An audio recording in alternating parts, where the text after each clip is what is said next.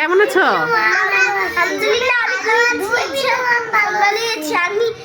আমি ভূমিকম্পের একটা কথা বলবো যেটা আপনি শুনবেন না। আগে নম্বরে আমি যেটা আমার আগে বালিশ নিয়ে একজন বলি।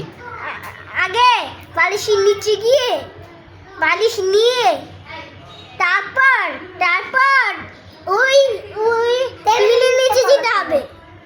তারপর ভূমিকম্পের সময় চেঁচামেচি আর ভয় পাবেন না। ওকে। আবার না, আপনাকে চুলা গ্যাস বন্ধ করে আপনাকে পালাকে একটা শান্ত জায়গায় গিয়ে যেতে হবে।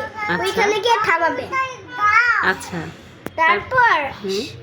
তারপর আমি বেঁচে ছিলাম যখন ভূমিকম্প হয়েছিল। মা বাবা ভয় পেয়েছিল কিন্তু আমি ভয় পাইনি। তাই? ভালো থাকবেন। ওকে, তুমি বলো এবার ভূমিকম্প হলে কি করব? ভূমিকম্প হলে একটা বালিশ নিয়ে টেবিলের নিচে যেতে হবে।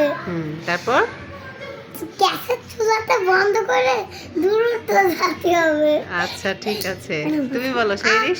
ভূমিকম্প হলে বালিশ নিয়ে টেবিলের নিচে ঢুকতে হবে। তাই? পালাতে হবে। চুলা অফ করতে হবে। সেটা তো বড়রা করবে। ওটাই বললাম আমি, ওটাই বললাম।